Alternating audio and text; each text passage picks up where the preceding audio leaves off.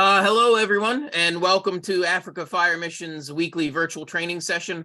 My name is Mike. I'm a project coordinator here with Africa Fire Mission, and I am so happy that you took the time out of your busy schedules to come and join us today for our training. We've got a great instructor here today. Brian Andersen is with us. Brian has been working with us since 2019, and he's here today to talk to us about alternate fuel vehicles, which I know a topic that's been a lot of discussion for some of you all. Before we begin, a few administrative things. If you stay on today for at least 70% of our training, which is usually about 45 minutes, you'll receive a certificate of attendance. If you've got more than one person sharing the screen with you, you can send an email to Leah at africafiremission.org, and she'll be sure that you get the certificate sent out. Watch the chat. I'll post that information a little bit later. This recording will be available on YouTube later on today or tomorrow, where you can come back and review the class, or if you can't hang around for the whole time. We'll also provide in the chat a way for you to get a certificate of attendance if you review that later on, so please watch out for that. Before we get started, I'm going to pass it over to Jose, AFM's fire safety advocate, for today's words of encouragement.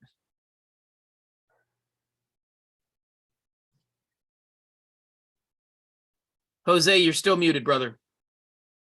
Oh, sorry about that. Thanks, Chief Mike, for the invitation, and also thank you, Brian, for coming through. We truly appreciate you every time you have some moment with us. And everybody, thank you also for tuning in. And I'd encourage you, it's right about now that you can get to invite your colleagues to actually tune in. Well, let me jump right into our encouragement of the day today. And it is just something that I've been wondering why people get to succeed. And it got into my head, and I was like, the like minds of people like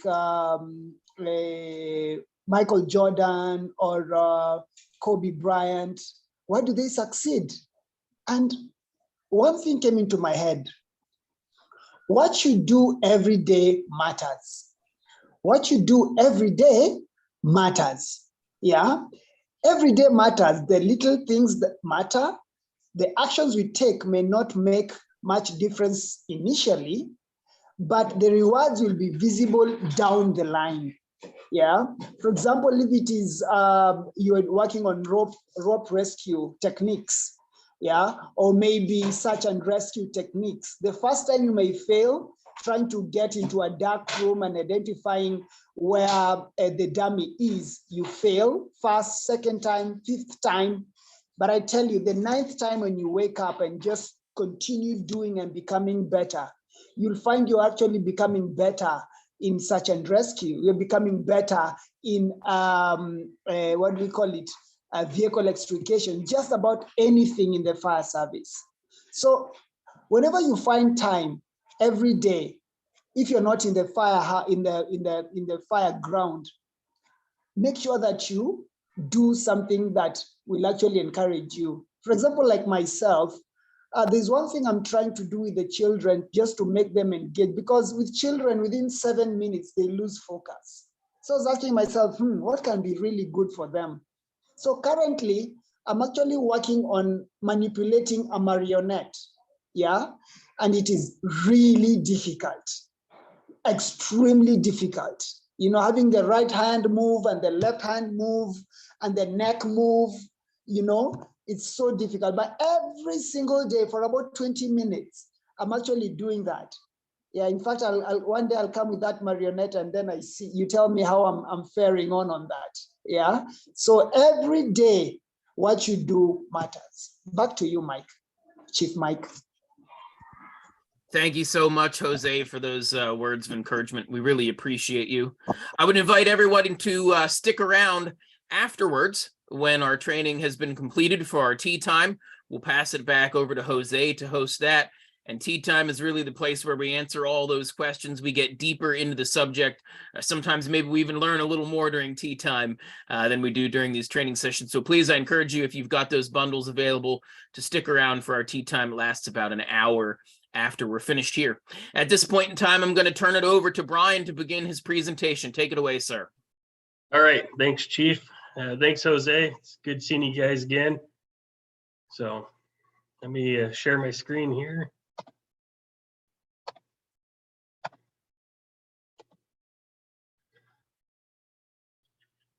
Okay, so today we're going to talk about alternative vehicle fires, alternative fuel vehicle fires. I'm assuming by this point you guys have had some sort of experience with vehicle fires. Given gas crises and green energy and stuff, we're starting to see more and more vehicles that are not powered by gasoline or diesel. There's or your typical petrol, whatever. There's different methods of powering these vehicles that are coming to our streets now that we have to be able to respond to. So that's today's course that we're going to talk about. Let's see. My name is Brian Andersen. I've been with Africa Fire Mission since 2019.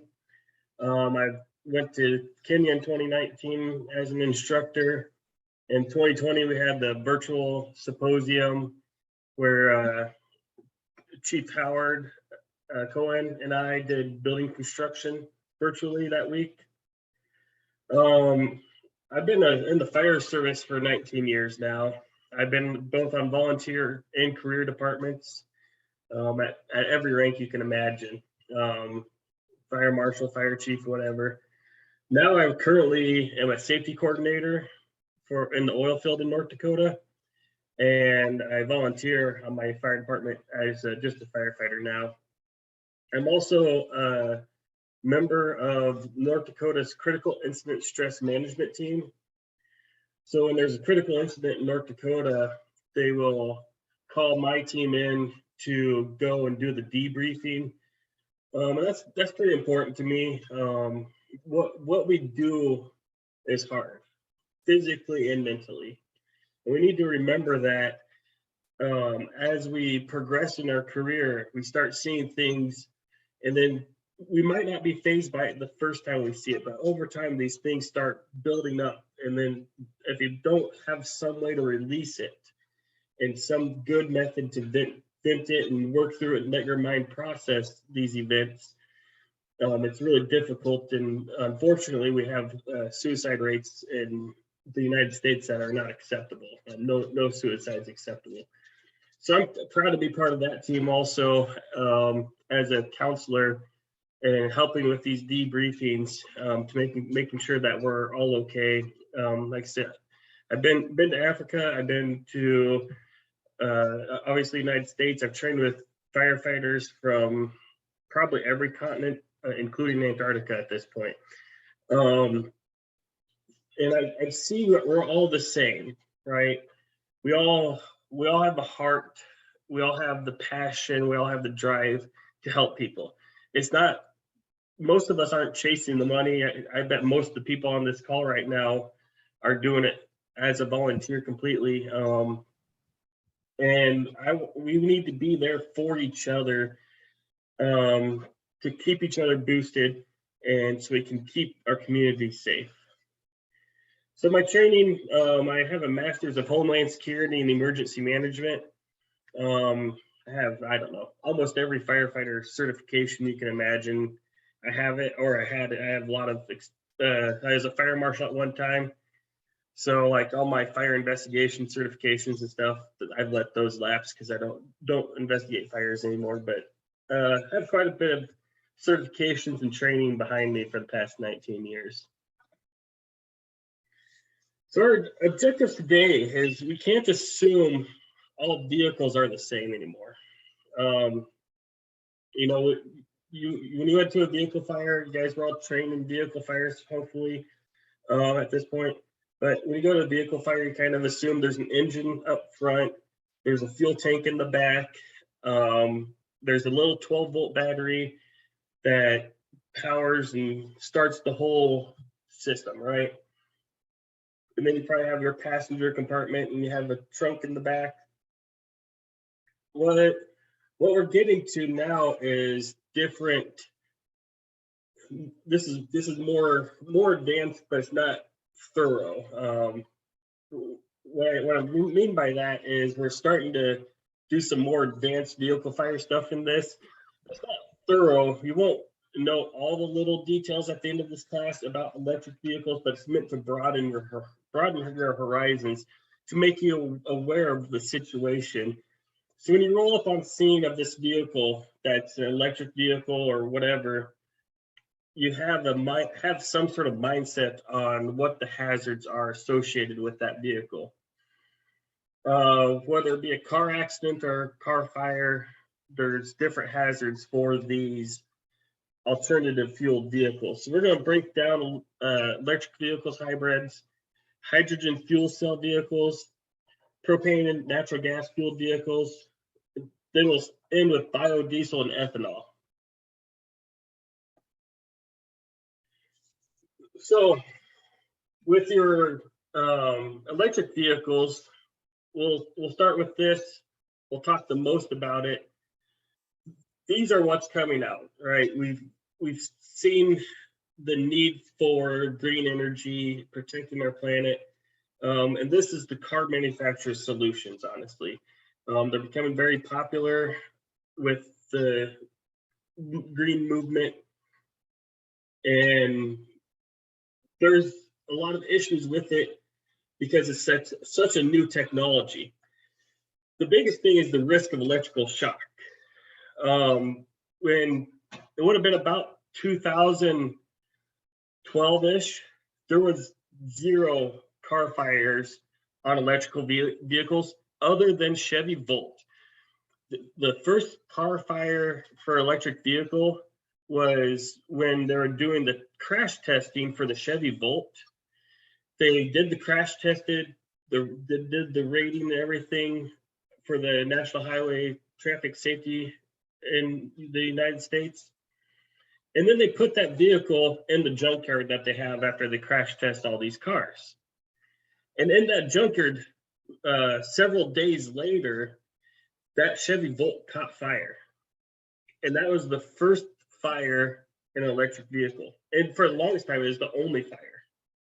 But now we see that they have these lithium-ion batteries in everything, from buses to semis to cars. And we're starting to see a lot more prevalent fires. So electrical shock is obviously a hazard because it's high voltage, but then we have flammable and toxic gases that are present because of the lithium ion. Those present and toxic gases, as we'll break it down a little more here in a second, lead to explosion risk. Then we're going to talk about flame spread and rekindling. So got a little video here to get us started. This was not a normal car crash. An electric vehicle crashed and caught fire in Wakefield. Now, this thing escalated due to the lithium battery underneath. Took 2.5 hours and more than 20,000 gallons of water to put out the fire. And these electric car fires are raising concerns with local fire chiefs now. WBZ's Christina Rex has the story all new at 8 o'clock.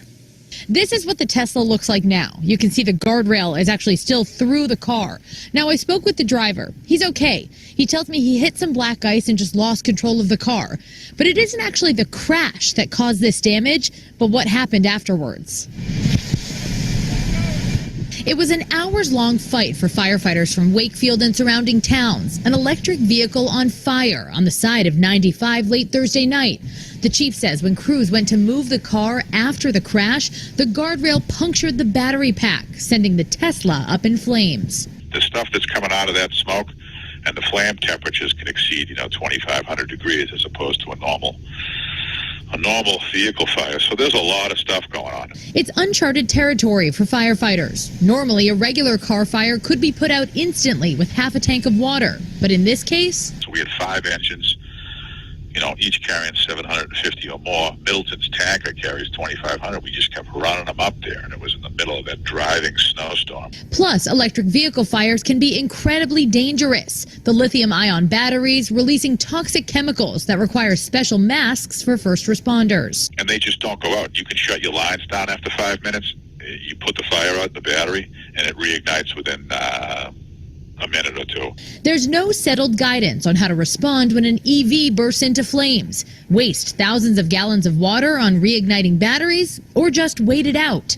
The fire chief says that question has his phone ringing off the hook. When they hear about this, they want information. You know, we've already received phone calls. What did you do? What happened? What did you see? Do you have video? And it's dangerous. The fire chief tells me there's still a lot to learn, and every electric vehicle crash and fire that they experience is a chance for them to figure out how to better fight the next one. In Wilmington, Christina Rex, WBZ News. Okay. So we can see that that was a department in California, and it's a new technology, right? So we need to try to adapt and figure out what is the best practice for that. So for electrical shock, the cables don't have to be damaged in order for you to be shocked due to this high voltage that these have. How they make these lithium ion batteries is like layers. So you'll have a layer of the lithium, a very thin layer, and then you'll have a very thin layer of the basically electrolyte fluid that separates each layer of lithium. Now, they have to be produced in an extremely clean environment, because if you get anything in between those two layers of lithium, you'll short out that battery. And that short will generate heat, which shorts out the next part of that cell, the next layer of lithium, which generates more heat. And that's how you start getting your thermal runaway, is you just, each layer of lithium that it's touching creates more and more heat, and it just builds up on itself. Also, the cables are not a standard color. They're trying, in the United States, they're trying to go that way, where the cables are going to be in a standard location, and the cables are going to be usually orange if they're high voltage, really well marked. But if you're in a car accident situation, some of that stuff falls off, right? And if it's on fire, usually it's burnt up right away anyways. So if you're ever in an electric car situation, you just would have to assume that the electricity is not really being contained where it's supposed to be contained, and that any wire in that electrical system is high voltage.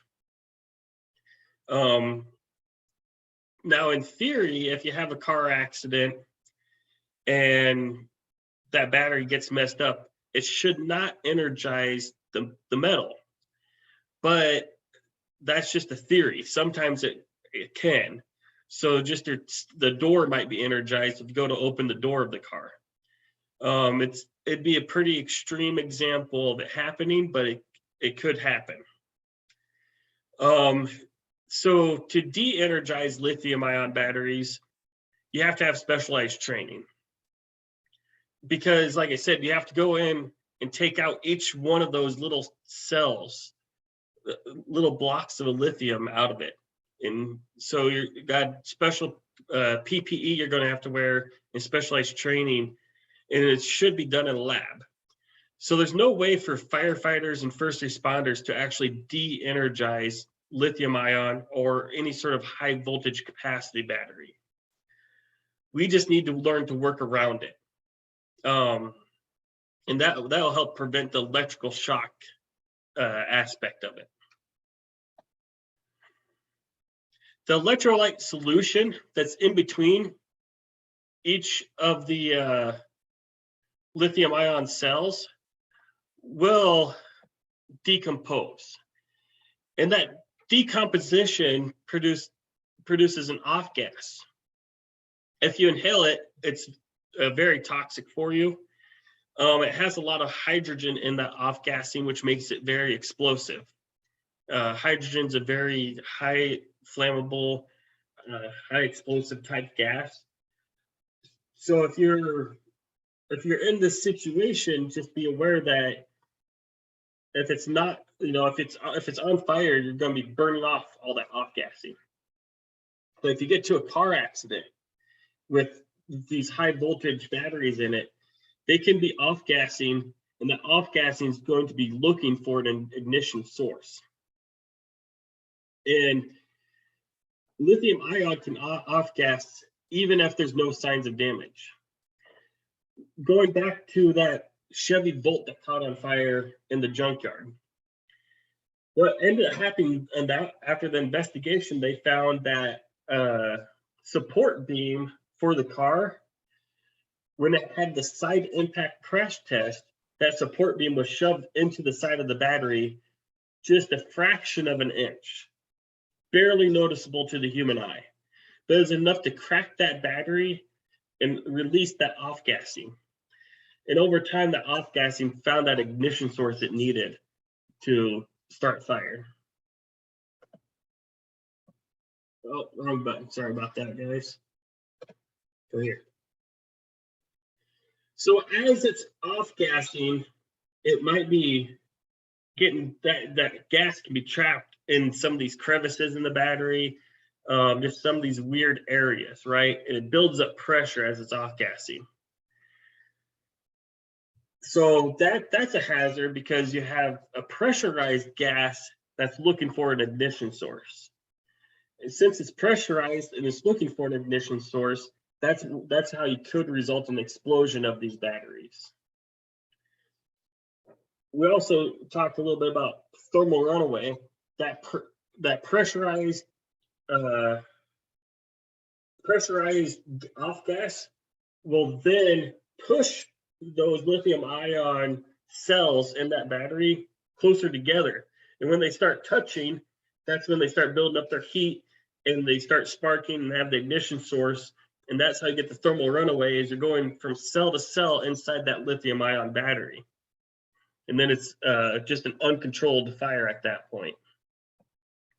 And like he said in the video, this is not just a typical car fire, is it? This is highly toxic smoke coming out of it. It can kill us really quick if we breathe it in. And it's going to take large amounts of water. So we're talking like 20,000 gallons or more of water to do that. So is it best practice to put these fires out? Or is it even possible in a lot of your scenarios to put this fire out? Probably not. Obviously, it's going to be hard for your departments to get 20,000 gallons of water to a car fire. The other issue is if you're putting 20,000 gallons of water onto this car fire, you're going to have runoff. And that runoff is going to be bad for the environment, right? So you're going to have to figure out how are we going to contain all this runoff? How are we going to contain all the oil coming out, all that lithium, all the electrolyte coming off that battery? How are we going to contain it to protect the environment? So best practice might be letting it burn. Let it burn itself out. What we've seen is after these cars catch on fire, they might have a reignition. And that reignition can occur almost a day after the initial fire. And that's because that, like going back to that battery, where you have to keep it clean. You can't have anything in between those cells other than that electrolyte solution. And during a fire, you're going to get ash and you're going to get junk inside that battery. So we're going to have large amounts. If we're going to put this out, I would suggest just letting it burn. But if you want to put it out, you're going to need a lot of water. It's going to take hours upon hours to put it out. You need to cool the battery down to the point it's at the temperature of the air around you. I know a lot of you guys don't have thermal imaging cameras on the departments. There's probably very few thermal imaging cameras in Africa as a whole. So you're going to have to be doing this other ways, using the back of your hand to check temperature and stuff like that. But that could lead to an electric shock hazard too. So we want to be aware of all the hazards, right? As we're firefighting, just with any car, it's a good practice to approach at a 45-degree angle. Kind of don't come in straight from the front or don't come in straight from the side, kind of go at a little angle. And that's because if it starts going crazy and things start popping off there, usually it's going to go out the front or out the side, because that's like the weaker parts of the car. It's very important when you're overhauling these car fires that you never try to overhaul the battery. You know, overhaul is important, right? We overhaul our structure fires. We mop up wildland fires, which is overhaul. We have to overhaul our car fires too, just to make sure that that fire is out. But on these ones, when you start overhauling, you're exposing yourself to electrical shock issues, because that battery, no matter what you do, that battery is going to be energized. And the voltage of that battery is going to be a volt that could kill someone.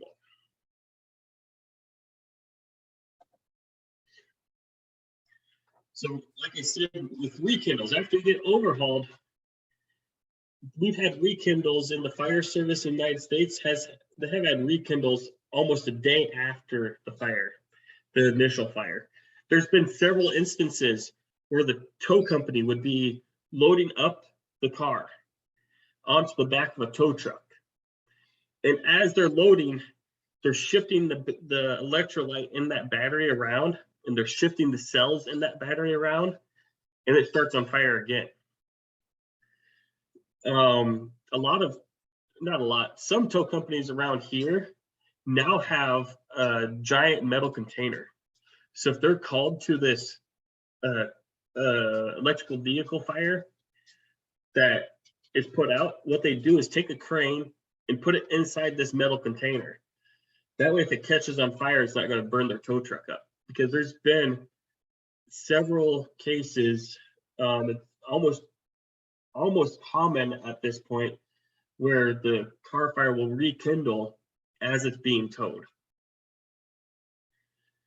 And like I said, I just can't emphasize enough that these electric vehicles will always have enough energy in their batteries to kill a firefighter. That's just the down and dirty truth of it. So we need to be going to these vehicle fires and identifying if they're an electric vehicle right away.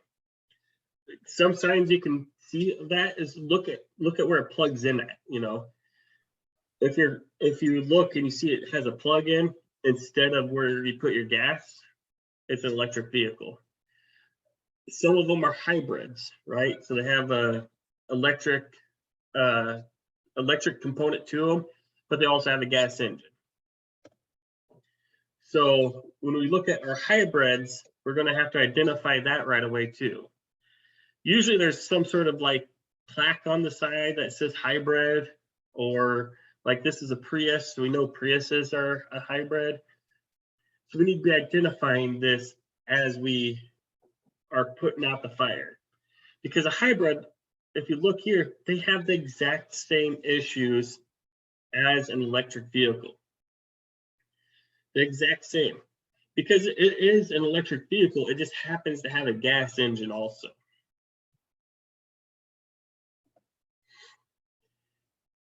What our stats are showing us is that these hybrid vehicles catch on fire the most out of any vehicle, actually. And they haven't figured out why exactly. Just for whatever reason, when you have a gas engine and a high voltage electrical system, there's whatever reason they catch on fire 3.5% more than any other car fires. And so now we have in a hybrid, we have our standard car, our typical risk of a car fire, right? You're probably gonna have some sort of Class D metal in there that when you put water on it, it's gonna spark and go crazy, right? You're probably gonna have airbags to worry about. You're probably gonna have like struts or something for the hood or the trunk that might shoot out at you.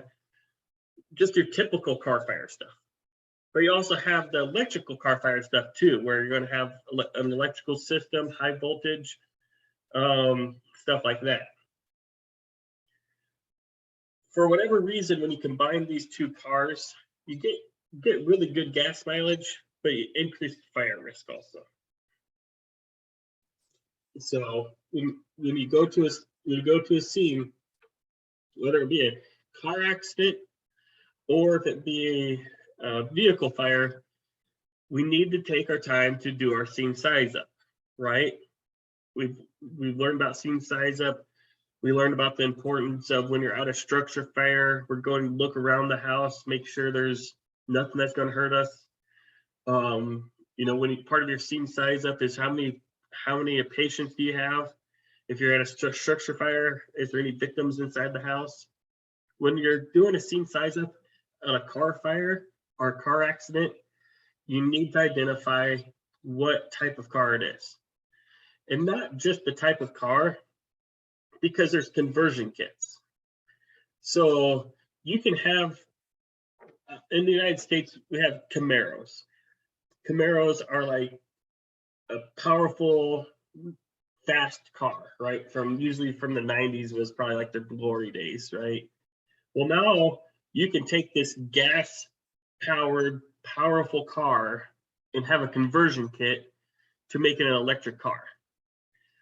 So you can't go up to a Camaro and be like, oh, it's a Camaro because it's Camaro, we don't have to worry about this high voltage stuff. No, you need to be looking for those other signs. You need to be looking for plugins on it.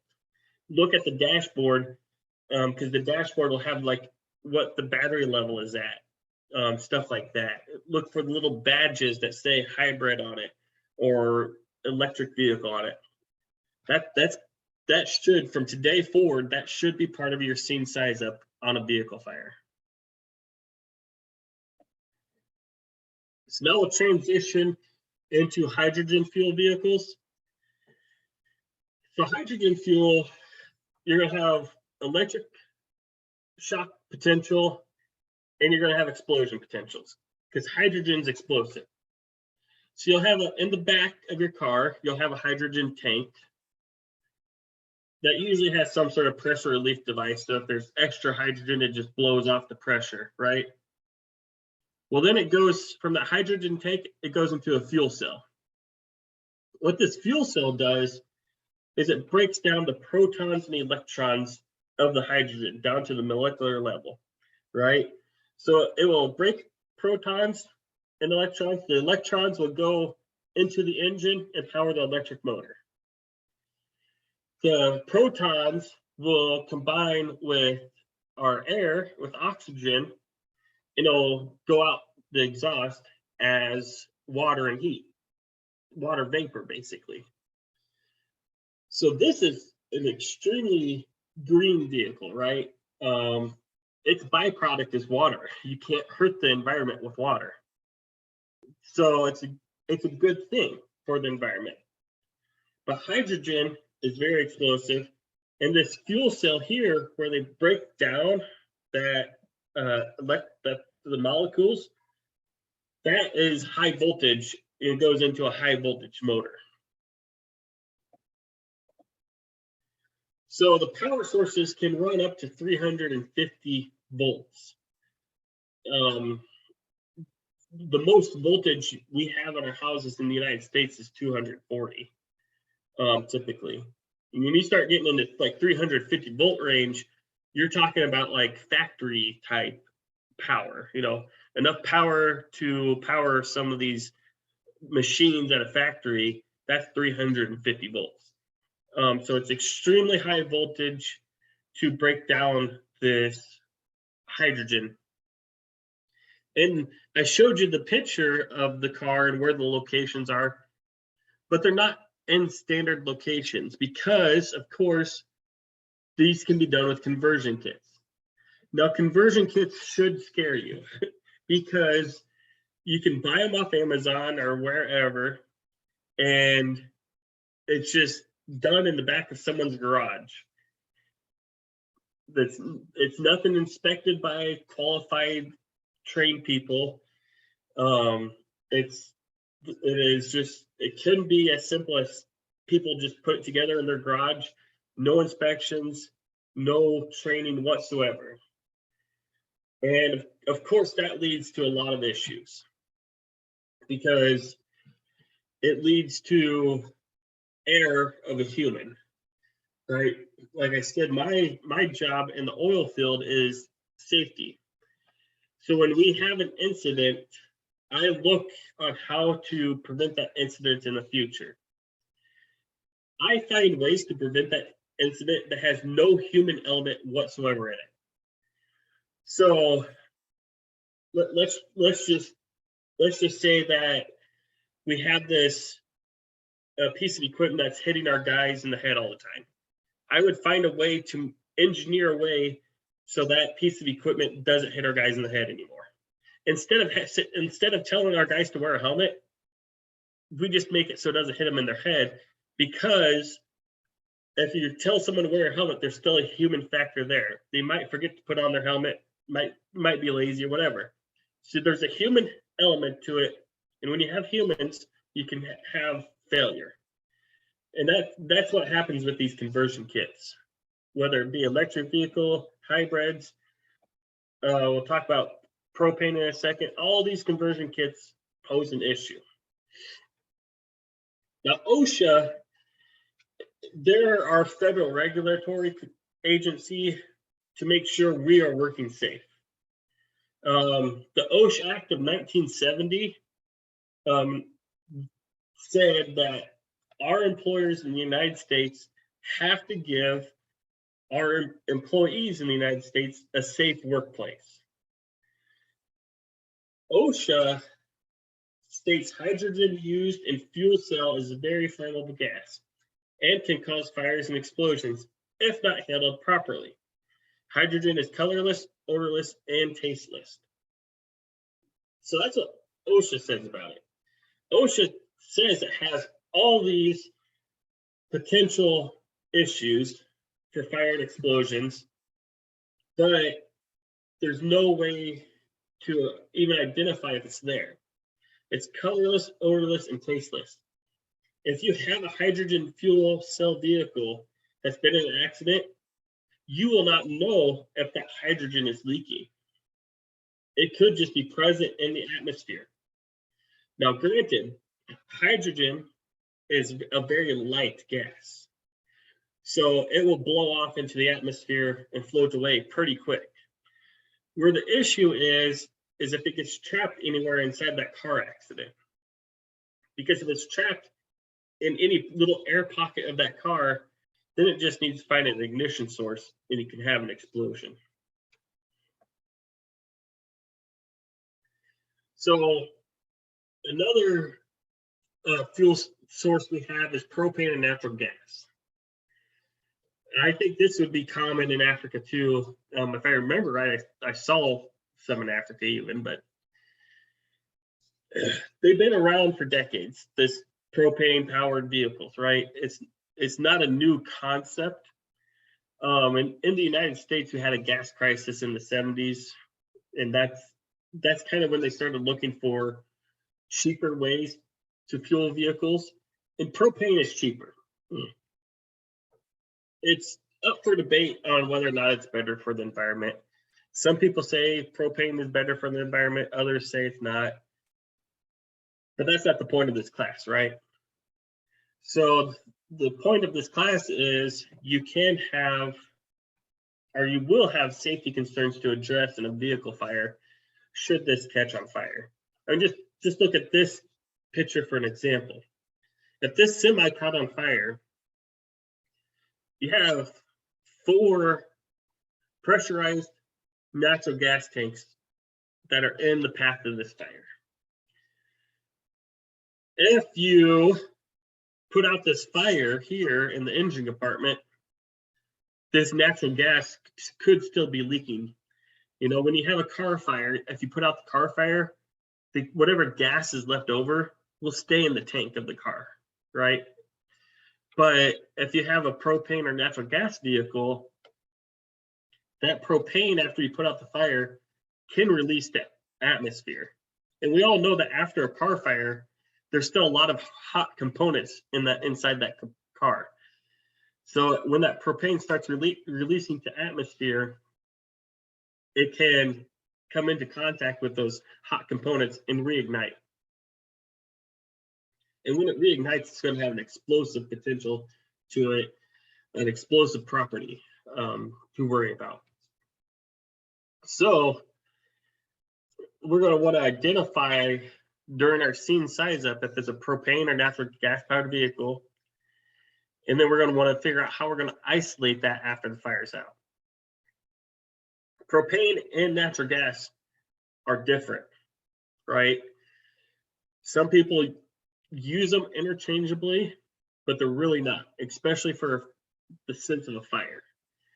Because propane is heavier than air by a little bit, and natural gas is lighter than air by a little bit. So natural gas will typically could go out and blow away because of natural environment. Where propane being a little heavier than air, it can sit down and accumulate in low-lying areas and stuff. Like I said, propane's been around for decades, and this is a good video to show that.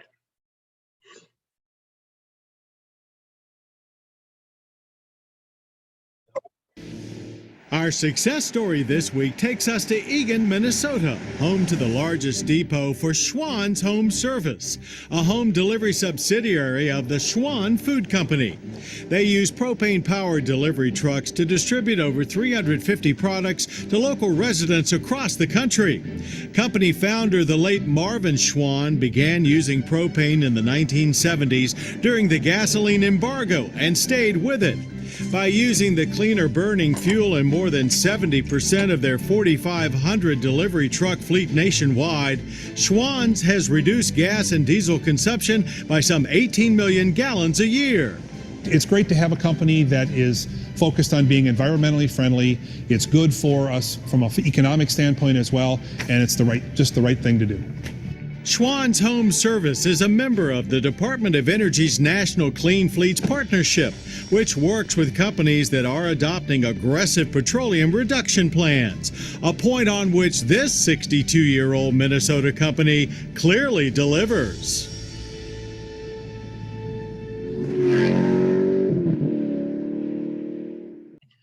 So Schwann's has an entire fleet of these vehicles, right?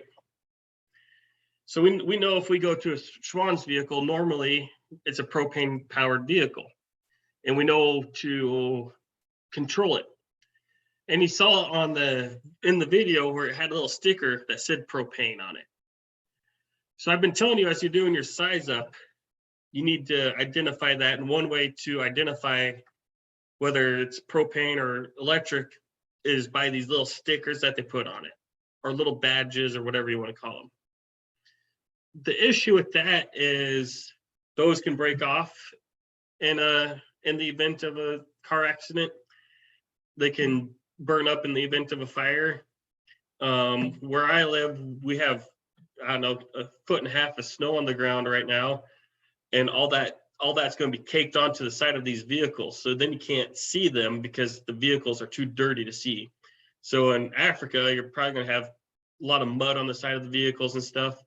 So you might not know. So you really need to take the time needed to identify the fuel source.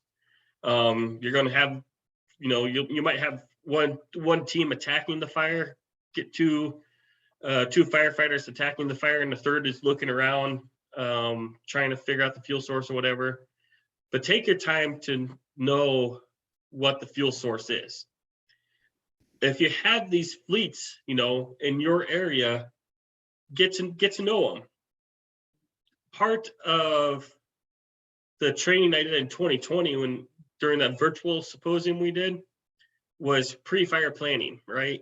Get out of your fire stations, go talk to your business owners, go and tour your community, the people you're protecting. Get to know what vehicles are there and how they're powered. So biofuels, we'll hit on really quick because I want to show you something in the end here. Biofuels are just a different hazard altogether.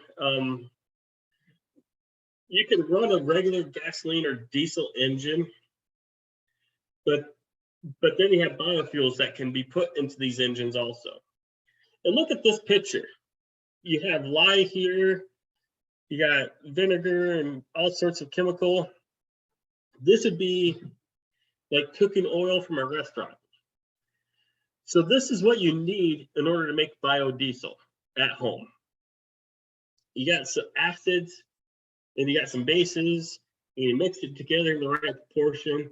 And then you could take this oil from the restaurant along with putting some of this stuff in it, and you can burn it in your diesel truck or whatever and into a semi. The issue with that is it leads to an unpredictable fuel mixture. Since it's not done in a controlled setting, and some biofuel is done in a controlled setting. What worries me the most is the parts when it's not done in a controlled setting, because it's going to be different every time you do it. Biofuel is good because you're reusing a waste product in order to power your vehicle, so it's good for the environment. But it's bad because when you're making it, it leads to an unstable or unpredictable fuel mixture. It's less flammable than diesel and kerosene, which diesel and kerosene, burns, but it takes a lot to get it going. And that's the same with biodiesel. It takes a lot to get it going. When it does get going, it can be kind of hard to put out. It can be made at home, and the typical firefighting for an internal, if you're going to a diesel semi that's on fire, whether it's powered with biodiesel or with regular diesel, typically doesn't matter. What we see is biodiesel is going to be harder on the engine. It's going to wear out the components of the engine faster. So for fleets that are running biodiesel continuously, they're going to have a higher maintenance cost. Now, if they're doing the maintenance, that's good. But what happens is sometimes they're slacking on maintenance, and that leads to engine wear, which leads to our fire potential. So we can see more fires in diesel engines that have been fueled by biodiesel as opposed to regular diesel. Firefighting, responding to a car accident, it's going to be the same. Whether or not it's biodiesel or diesel, doesn't matter. And the reason why it's toxic, before we move on here, the reason why it's toxic, they use a lot of acids and bases to make the biodiesel. And it's just, they have to get the proportions right. And whether or not they get them right, who really knows?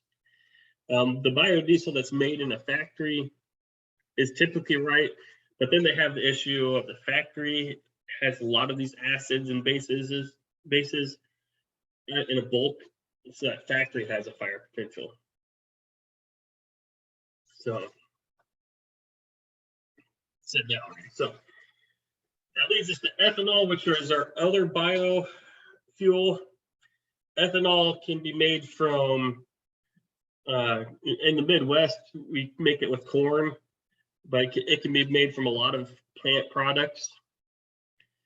You will not know whether your car is fueled by ethanol or by regular gasoline.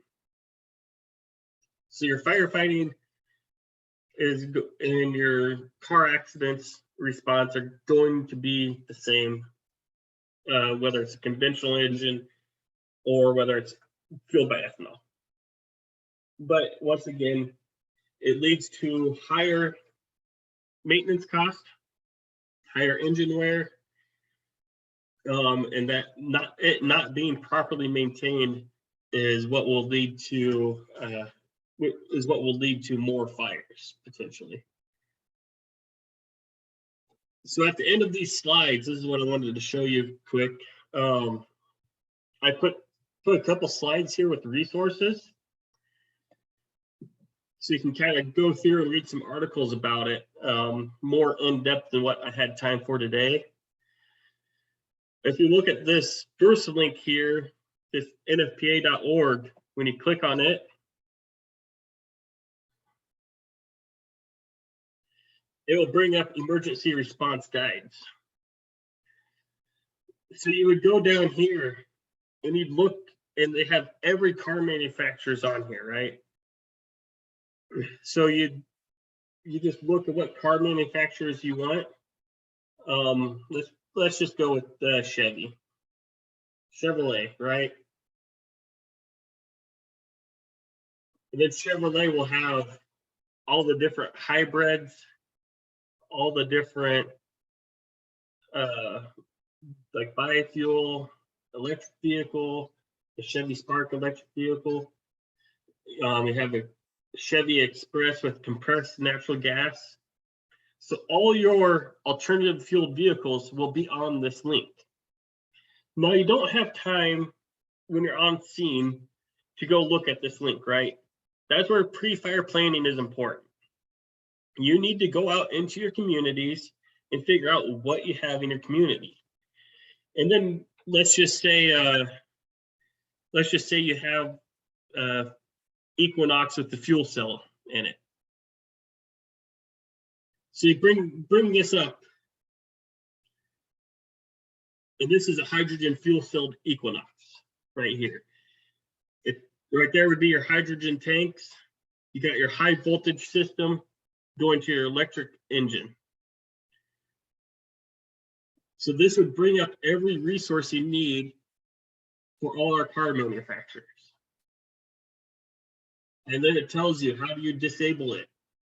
What type of sensors it is, for do not touch zones. So if you're at a car accident, you cannot cut anywhere here in this picture where it's red. Because if you cut there, you're cutting into high voltage or cutting into hydrogen, right? They have the high voltage system over here outlined in yellow. So I know Africa Fire Mission has done a lot of classes on pre-fire planning. I know that because I've taught them. So you guys need to go back, review those classes, and then you guys need to go out into your communities and actually see what you have out there. You cannot be an outstanding firefighter by staying in the fire station. If you want to do the best service for your community, you have to get out there and do it. And that's why I gave you guys these resources on these 2 slides at the end, right? You got resources on fuel cells, you got a white paper on different type of alternative fuels, you got hydrogen fuel. So I gave you guys some information you can study here. And I'm going to leave you guys with the mission to take this back to your community. Figure out what's in your community and go that extra step. I kind of went through it fast because I wanted to end on time, but take that extra step, go out, figure out what's in your community and figure out how to respond to it before there's an incident. When you're doing your scene size up, don't assume all these vehicles are the same, because they're going to be different. Don't just assume it's a gas-powered vehicle, because as soon as you assume it's a gas-powered vehicle, you're going to run into some of these other issues. So I'll send it back over to you, Chief. Thank you very much, Brian. We really appreciate you taking your time to come here and train. That was a great overview of the different alternative fuel vehicles that you may encounter. Thanks to all of our participants for today's training. We're going to wrap up the formal portion of our training today. I encourage you all to stick around here for tea time, where we're going to get into answering some questions that you guys may have. Once again, thanks everyone for attending. Please remember to share this training, share the registration with everyone else, share the training that you've learned, and we will see you all again next week.